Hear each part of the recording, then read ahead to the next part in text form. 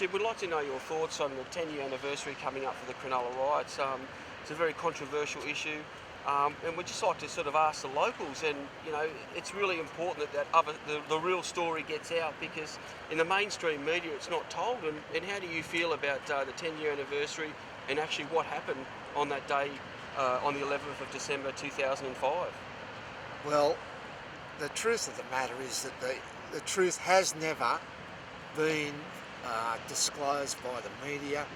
The 20 years of gangs coming down from southwest Sydney purely to cause trouble, to assault, intimidate, steal, harass residents, and they did it for fun. There was no intervention I can't say there was no intervention by the police, but the police could have been more forceful. The local government could have taken firmer steps to stop it. If that had have happened, there would have been no riot on that Sunday, the 11th of December. Were the locals, did they actually complain? Was there sort of like a feeling or a movement sort of thing that where locals were complaining to different levels of government, saying there's a problem down here? Yes, there was, but I think it was always the issue. By the time the police arrived, the gangs had gone. And they could have had flying squads waiting for them. That didn't happen. The situation got out of hand over decades, and it finally blew up. The young people had had enough of assault and intimidation. They overreacted on the Sunday, mixture of alcohol and heat, and troublemakers coming in from outside whipped them up. There were no community leaders down here saying to cool it. It needed community leaders, it needed presence. That didn't happen. It got out of hand.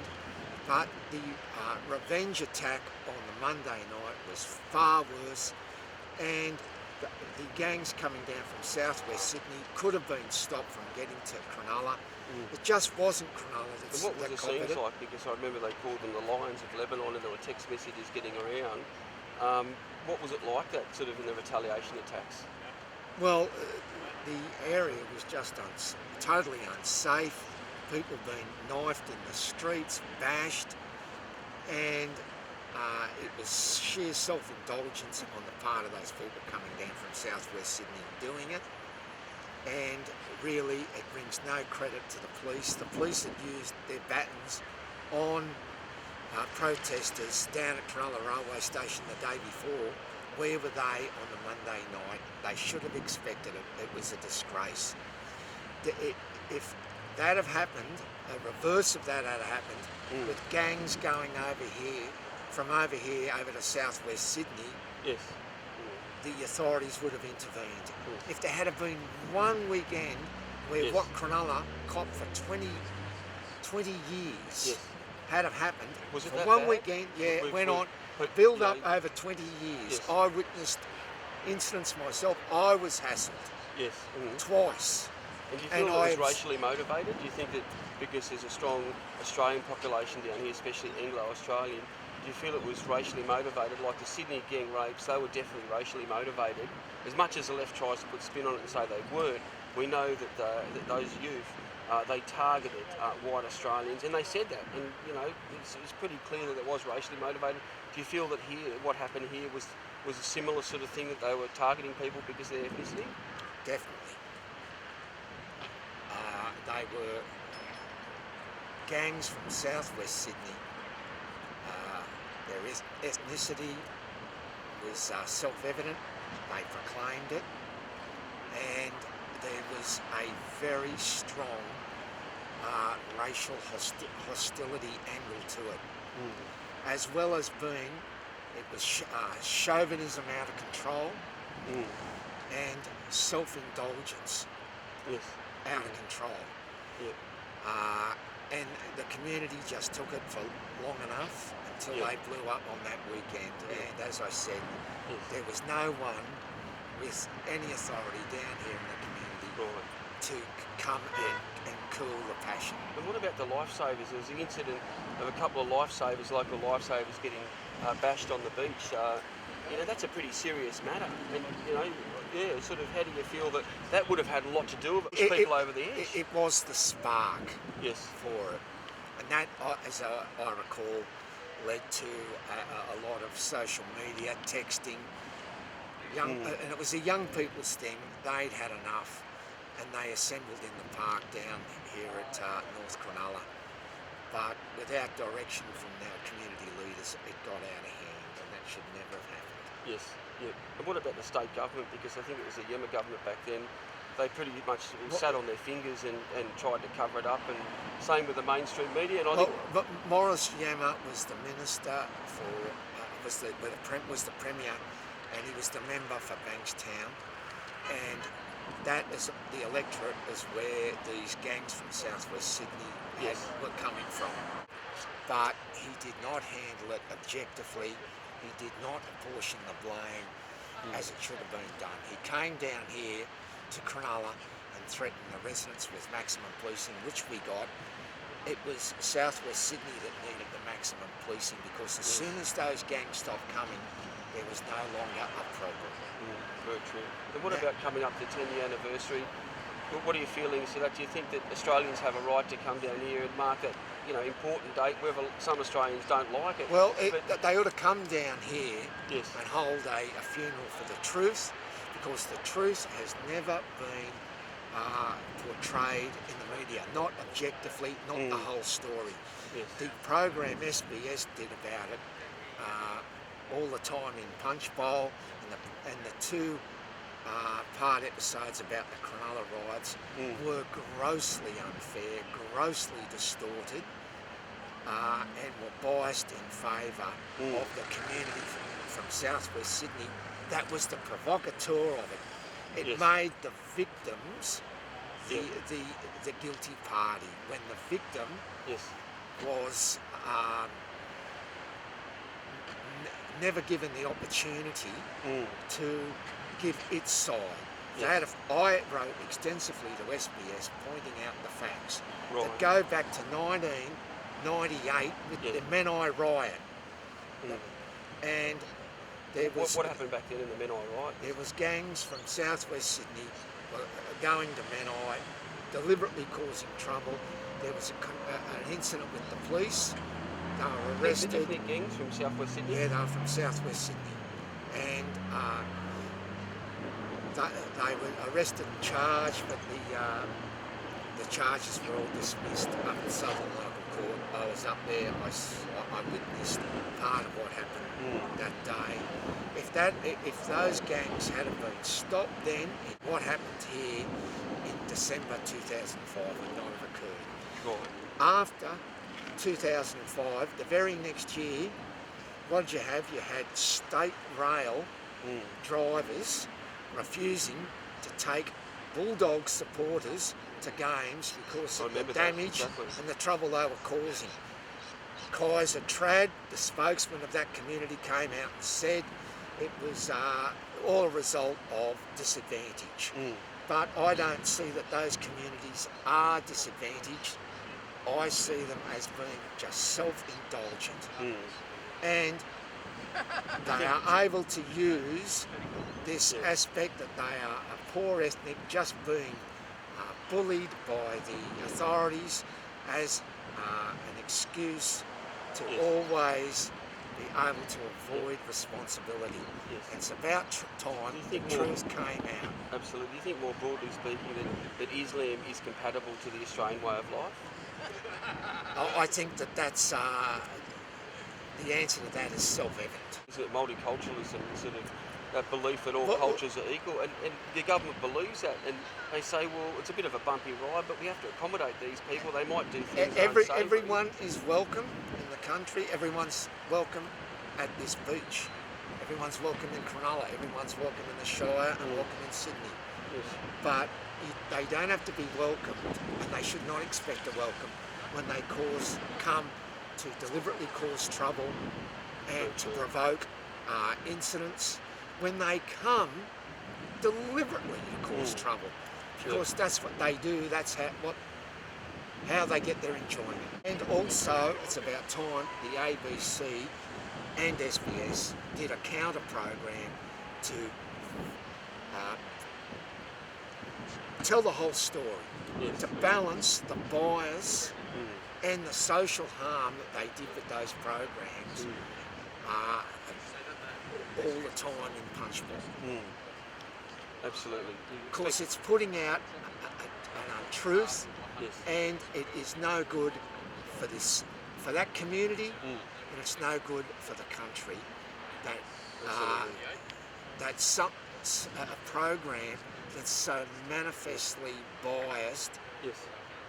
and untruthful Absolutely. should be promulgated as the truth. But also portraying the perpetrators as the victims, this victim narrative. Yeah, and it It's does just- then. oh, Yeah, if you want to know what's the result of that, you've got to look no further than what's happening in Syria and Iraq now Yes. with Islamic State. Yes. And you're getting people going over here from those communities over there to fight. The problem started here more than 20 years ago. And now it's over there, and they would bring it back here Yes. at the point of a gun if they had their way. This 10-year anniversary coming up, we plan to hold a memorial on the beach, a peaceful memorial, and direct that sort of frustration towards the government for the things that they didn't do back then and also today, and their sponsorship of multiculturalism. Do you think local people would be, how would they see that, and would they be interested in possibly coming along? The truth has been buried, Yes. but we can only hope it'll eventually come out. And I think the residents down here would like to just put the incident behind them. Yes. But unfortunately, that's the incident back in 2005. But unfortunately, it's not possible to put it behind the community until the true story comes out, the truth. And that's warts and all.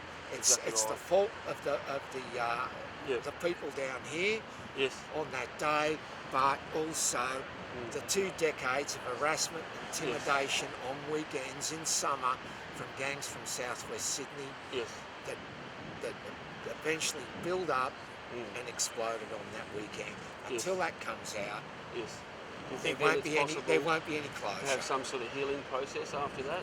But the truth needs to come out. The truth needs to come out, and that the community over in southwest Sydney need to take full responsibility for their part in what happened. Not just leave it as an original sin and a stain on Cronulla's reputation. That is not true. Yes. That is grossly unfair for Senator it is unfair. in that way. We're asking local residents how they feel about what happened 10 years ago at the Cronulla Riots, and also with the anniversary coming up. What are your thoughts and, about that day, that sort of infamous day that happened, and, how do you feel today, and are those wounds, are they still sort of fresh in some people's minds? I'm sure they are, for sure. Yeah. I come down here regularly and I feel like I'm alienated from basically, you guys come and do what you do here today and you got the coppers on your back, They Yes. come down here and do what they do, I'm sure nothing would happen. Yeah. Do you feel a lot of Australians around here feel the same way, that I'm sure not there's heaps much of was them. done about those ethnic gangs that came here, they carried on, they were almost given a green ticket to do whatever they liked? Absolutely they were. Yes. They block off one road, I've got friends that were actually stabbed that night. Right. In the retaliation attacks? Absolutely, yeah. Yeah. And that was far greater. Were you actually down here? Did you witness? I didn't, but my girl was down here and she heard a crowd coming and she wondered what the hell it was. Right, okay. And she had to run basically hitting the shop. Yes. And do you think it's a failure too of government, because there wasn't much done by, what I hear, by the council or even the state government? They needed to step in and address the issue of these sort of ethnic gangs coming into the area, and their social behaviour was totally unacceptable. We had 2 lifeguards that were bashed. We had the Sydney, rapes that were happening at the time. And, Aussies just don't get in a car park and have a few beers and punch on. Was there more to it, sort of thing? No, well, I was born in Caringbah Hospital. I used to be quite happy to walk the streets around here, but you wouldn't look at night now these days. Like when you come down into the mall on a late at night, Right. you don't feel safe at all. And what about today, Edwin? Is it still sort of, with different gangs, do they still sort of congregate around here, or have they moved on? I actually live down the coast now, and I moved away from this area for part of the reason. And I don't come up here a lot. I've got kids up here. Yes. But I don't come up a lot for the simple reason I just don't feel welcome here. Really, you Right. do feel alienated. Yes. You know, I don't. Like I said to you, there's people that they can do what they please and say what they please, and the moment we open our mouth, we're racist. Yeah. Yeah, it's ridiculous, I isn't it? don't just get that at all. So. Yeah. It's amazing. A lot of areas are changing across Sydney, and we're just sort of meant to accept it. And once we say something against it, say, hang on, we've got a nice little suburb here. Yeah. We've got a nice neighbourhood, and we're seeing all these changes. You immediately, like you said, you call it racist, and in most cases, it's cultural incompatibility. It's got nothing to do with racism. It's what it is. I mean, like I say, I was born here. I moved away from here, and I still come up here on a regular basis. Yes. And I've just been to Miranda Fair, and I would swear I walked around Miranda Fair, and I was battling to hear someone speaking English. Yes. Yeah. So And I haven't got any problem with people. I mean, my girl's, she's Croatian. right. She's coming, or her father's come out of the country, but he's assimilated, and they all speak English. I don't see the problem with it. Why they can't come out here and assimilate and speak our language, I just don't know. Well, you think under the policy of multiculturalism, when it started to change in the 70s, they started bringing large-scale immigration from Muslim countries and other third-world countries, and since those times we've really had a sort of bubbling up of ethnic hostilities, and I just feel that bringing in people from vastly different cultures that are incompatible is giving us all these problems. Yeah, look, I just think, in my opinion personally, it's either assimilate or go back to where you come from. That's exactly right. Yeah, absolutely. Yeah. I actually live in Milton Ulladulla. It's 4 battalions, and they've actually never all assimilated. Absolutely. But yeah, they all speak English. Yes, yeah. And so that's why a lot of the Europeans that came here after the Second World War, they assimilated, they had no problems, accepted our culture as a dominant culture, but they still did their things with their food and spoke their language and that sort of thing. But it seems, especially with the Islamic culture, it's just sort of like they've got this sense of entitlement that, if you don't accept us, we're going to force it upon you anyway, sort of thing. And the government does nothing about it, and under that sort of guise of multiculturalism that all cultures are equal. And I just don't see how we can accommodate this sort of growth of Islam in Australia. I don't agree with you, Tony. Yes. You tell me how to stop it, I'd love to know. Yeah. And what about with the anniversary coming up? Council's come out and said they don't want any sort of Anglo-Australians coming down here. Pretty much deemed them as racist sort of thing with the 10-year anniversary. I find that pretty offensive. I find that we can't offensive. come down here. Do you think that we have a right to come down here and express our sorrow, what happened then, and Absolutely get the we do. truth out? There's another side of the story. Absolutely I do. It's the trouble is they only ever hear one side of the story. They don't hear the other side of the story. Yeah, very true. Adam, would you come down and support us? For sure. Okay. 100%. All right. Thanks very much, Adam. Thank No you. worries. Cheers, mate.